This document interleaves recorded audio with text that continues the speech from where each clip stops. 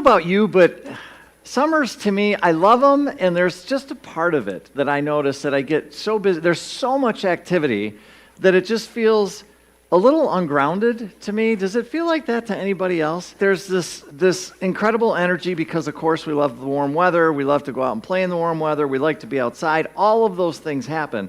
But what I find is there's so much activity that it kind of feels a little bit ungrounded to me. And so as I look at the summer and we're in the middle of it and all of the comings and all the goings and all the fun stuff, there can also be this little part that's like, whoa, dude, like slow down. Would you please just chill out for a minute?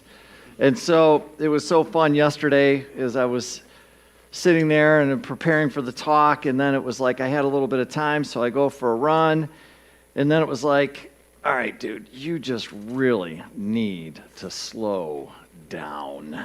And I think that's part of the journey that we're on. I think it's part of the process as you start to become more aware of this part of you that we all have inside of us, and certainly it's everything that the Fillmores taught, Jesus taught, all the masters taught, is taking this little part of you and treating it like the gift that it truly is. And what I mean by that is that it's almost like I need to stop for a minute and realize just how precious this thing is called Mike, and really be checking in on a regular basis and just going like, hey man, how's it going? How are you?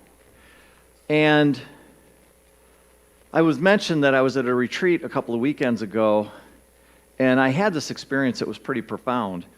And what the experience was is I was in this deep meditation, and it was like I felt like Spirit came to me and said, hey, Mike, how are you? And so I went through the list. I went through well, this is going good, and this is going good, and this is going good, and this is going good. So I go through the entire list, right? Give it my best shot. And all of a sudden, after I was done, silence, and then I hear this. No, Mike, how are you really? Oh, that's a whole different question. And all of a sudden I was like, I can't swear up here, but it was like, oh, blank. But it was oh blank, and I found myself giving a different answer, which was profound to me. Because I'm thinking like, things are pretty good. And the truth is, things are really good. They are. But there's parts that are always needing attention. And that's the part that was profound to me in that experience, and that's kind of what I'm talking about, even as I talk about the summer and the busyness and everything else like that, is that I forget, me personally, I forget at times to slow down enough to go like, hey, like, are you okay? Like, what do you need? Like, no, what do you really need? Like, what does that sound like? What does it look like? For somebody who grew up in an environment where what I needed was not even part of the conversation, that can be extremely difficult to figure out. Because for me, I never got to answer that question very much because that just wasn't in the cards. And so from the standpoint of growing up as an adult, it shows up in the funniest ways. For example, you'll go to a restaurant and you're looking at the menu, and what do I normally do? I wait to see what everybody else orders before I figure out what I want. And I know it sounds crazy, but it's the truth. And so it's just little things like that that I find to be what makes this journey so incredible.